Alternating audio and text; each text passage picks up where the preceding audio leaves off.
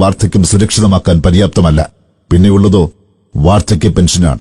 ഒരു സാധാരണ അതിഥി തൊഴിലാളിക്ക് പോലും 1000 രൂപ കൂലി ലഭിക്കുന്ന കേരളത്തിൽ ഇപ്പോഴത്തെ വാർദ്ധക്യ പെൻഷൻ തുക തുലവും തുച്ഛമാണെന്ന് പറയേണ്ടതില്ലല്ലോ.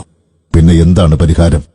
സ്വീഡൻ അടക്കമുള്ള രാജ്യങ്ങളുടെ മാതൃകയിൽ നികുതിദായകരായ 60 വയസ്സ് പിന്നിട്ട എല്ലാ ഭാരതീയ പൌരന്മാർക്കും 10,000 രൂപ വീതം പ്രതിമാസ പെൻഷൻ നൽകുവാൻ നമ്മുടെ ഭരണ സംവിധാനത്തിന് ശ്രമിച്ചുകൂടെ?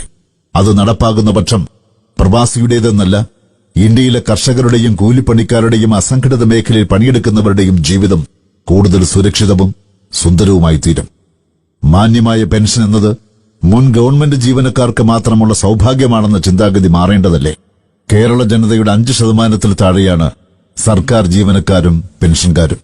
അവർക്ക് ശമ്പളവും പെൻഷനും നൽകുവാൻ സംസ്ഥാന റവന്യൂ വരുമാനത്തിന്റെ സിംഹഭാഗവും വിനിയോഗിക്കേണ്ടി വരുന്നതായി കണക്കുകൾ പറയുന്നു. സർക്കാർ സർവീസിലുള്ളവർക്കും വിരമിച്ചവർക്കും ഈ ആനുകൂല്യങ്ങൾ ലഭിക്കുന്നതിനോട് ആർക്കും എതിരഭിപ്രായമില്ല. എന്നാൽ ശരാശരി സർവീസ് പെൻഷൻ തുക കേരളത്തിൽ ഏതാണ്ട് 40,000 രൂപയ്ക്ക് അടുത്താണെന്നിരിക്കെ സാധാരണ പൌരന്മാർക്കും അവരുടെ വാർദ്ധക്യം സുരക്ഷിതമാക്കാൻ ഉതകുന്ന മാന്യമായ തുക പ്രതിമാസ പെൻഷനായി നൽകാൻ സർക്കാരുകൾക്ക് കഴിയണം. പ്രത്യേകിച്ച് പ്രവാസികളുടെ കാര്യത്തിൽ അതൊരു അനിവാര്യത തന്നെയാണ്.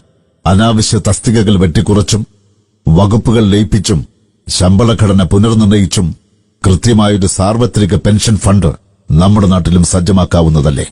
നമ്മുടെ മുൻ എംപിമാരും എംഎൽഎമാരും ജനങ്ങളുടെ നികുതി പണത്തിൽ നിന്ന് പെൻഷൻ വാങ്ങുന്നവരാണ്. കൂടുതൽ ടേമുകൾ സാമാജികരായിരുന്നവർക്ക് കൂടുതൽ തുക പെൻഷനായി ലഭിക്കും.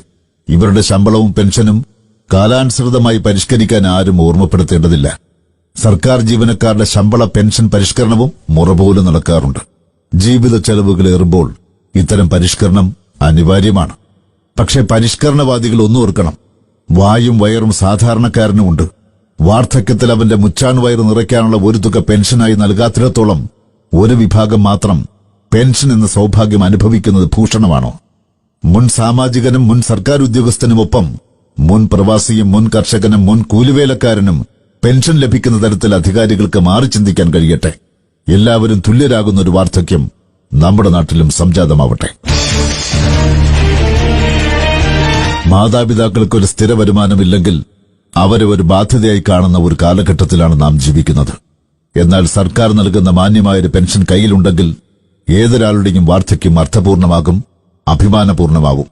സർക്കാർ ജീവനക്കാർക്ക് വാർദ്ധക്യകാലത്ത് വരുമാനമില്ലാതായാലുള്ള ഭവിഷ്യത്തുകൾ തിരിച്ചറിഞ്ഞ് ആജീവനാന്ത പെൻഷൻ ഏർപ്പെടുത്താൻ തയ്യാറായ അധികാരികളുടെ ആ കരുതൽ പ്രവാസികൾ അടക്കമുള്ള സാധാരണക്കാരുടെ കാര്യത്തിലും പ്രതീക്ഷിക്കുന്നു. ഞങ്ങൾക്കുമുണ്ട് വാർദ്ധക്യം, ഞങ്ങൾക്കുമുണ്ട് ആവശ്യങ്ങൾ.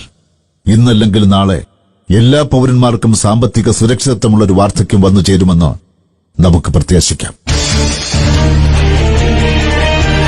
പ്രവാസി ഭാരതി